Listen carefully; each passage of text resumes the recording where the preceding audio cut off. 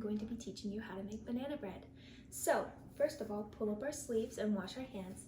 The first thing I did was I put 3 ripe bananas into the mixer. Now, if you have bananas and they are brown, but you don't have the ingredients yet, that's okay. Put it in the freezer. It also makes it really easy to put them inside of it. And you will eventually just put them in the mixer, or with a fork, just mash them all together. Should be all nice and gooey like baby food. So, once that's done, you're going to pour in 1/3 cup of melted butter and mix it around, just for a second. So while that's mixing, we're going to get our next ingredients. You're going to put 1/2 teaspoon of baking soda, not baking powder, baking soda into the mixture. Next, you're going to put a pinch of salt. So a pinch isn't really a pinch, I would say. I'd say it's a big kind of handful in a way. Put that in there. Then you are going to put 3/4 cup of sugar. You can put as much as you want, just depending on how sweet you want it. I like a more healthy banana bread, so I only put 3/4. As that is mixing together, we're going to prepare our other ingredients. Next, we can use our bowl that we put our melted butter in to crack our egg and mix it. We're going to beat the egg together.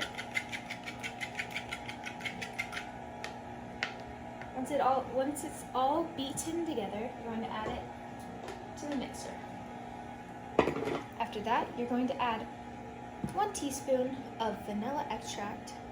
I've done this recipe without and with vanilla extract, and it's turned out pretty good each time. Then, once that's all mixed together,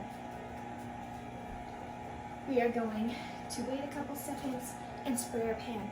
I like to use the spray butter just because it kind of doesn't add like a metallic taste like oil, but more of like a creamy, buttery, and it doesn't make it stick to the pan.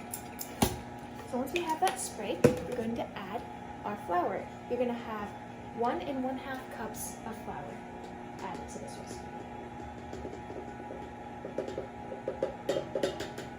You can sift the flour. It'll just make it easier for the mixer or not. Completely up to you. I like to turn it up a little bit higher because this is kind of a throw it in recipe, so you can put this all in at once and it'd be completely fine. So, here we are. We're going to wait a couple seconds for the mixer to do its job.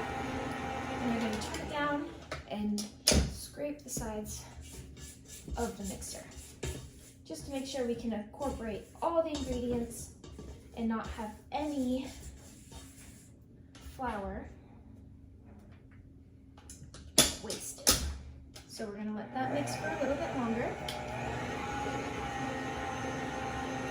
While we're waiting, make sure before you start this recipe that you set your oven to 350 degrees Fahrenheit.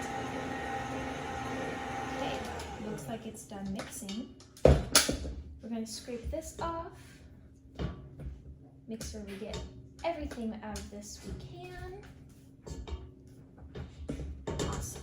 Your consistency should look like cake batter.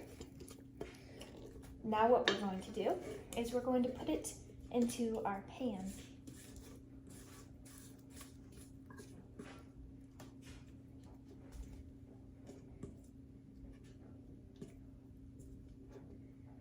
Make sure you get everything in there. What's really good about this recipe is every time I've made it, kids love it.